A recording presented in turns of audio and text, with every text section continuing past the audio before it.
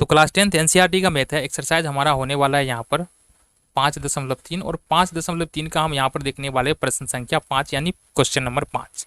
अब इस प्रश्न में क्या कहा जा रहा है, किसी एपी का प्रथम पद 5 है, इसका मतलब है यहाँ पर ए बराबर जो है ना वो 5 दे रखा है, अंतिम पद 45 है, यानी कि एल बराबर जो है ये होता है दिया है 45 और योग 400 है, मतलब एस एन बराबर दे रखा है हमको यहाँ से 400। ठीक है, तो पदों की संख्या, तो सबसे पहले तो हमको n ज्ञात करना है कि n क्या होगा, देन हमको ज्ञात करना है सार्वधातर यानी d का मान क्या होगा। तो इसमें क्या करने वाले, देखो AP के n पदों का योग कितना होता है, AP के n पदों का योग, ये वाला फॉर्मूला लगाओ यहाँ पर, ये हो जाएगा Sn बराबर n/2 into a plus l, ये वाला फॉर्मूला। अच्छा, दूसरा फॉर्मूला भी होता है कि n/2 into 2a plus n-1 into D. चूंकि l बराबर हम ये लिख सकते हैं ना, तो इसलिए ये दूसरा फॉर्मूला भी होता है, लेकिन चूंकि हमको यहाँ पर a पता है l पता है तो ये वाला फॉर्मूला लगाएंगे। अगर प्रश्न अनुसार बात करें यहाँ पर तो Sn का मान कितना दे रखा है, Sn का मान देखो यहाँ से, यानी कि n पदों का योग कितना दे रखा है 400, तो यहाँ पर लिख लेंगे 400 बराबर n का मान यहाँ पर कितना है,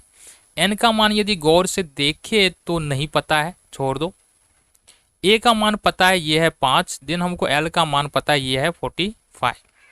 अब यहाँ से देखोगे गौर से तो ये हो जाएगा 400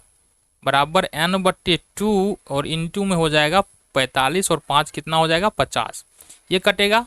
25, यानी कि 525 n बराबर यहाँ पर हो जा रहा है 400। अब यदि n का मान यहाँ से निकलते हैं तो ये हो जाएगा 400 बट्टे में 25 और ये कितना हो जाएगा 16,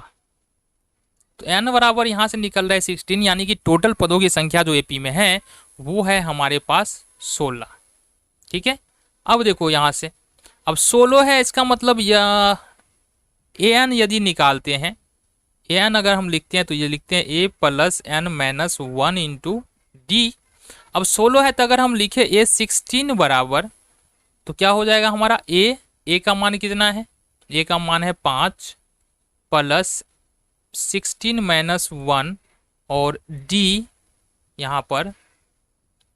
और लास्ट वाला पद कितना दे रखा है 45 दे रखा है, A16 45 है, तो इसका हो जाएगा ये 45 बराबर 5 प्लस ये 16 में से अगर 1 निकालते हैं तो ये होता है 15D। ठीक है, तो ये 5 को उठाकर हम इधर ले आएंगे तो ये हो जाएगा हमारा 45 - 5 बराबर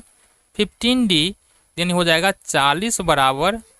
15D, और D बराबर यदि देखते हैं तो ये निकल के आ जाता है 40 बट्टे में 15। अब इसको काट लो, 8 पंचे 40, 3 पच्चे 15, इसका मतलब जो D का मान है वो निकल के आ रहा है 8/3। तो ये हमारा प्रश्न संख्या 5 था।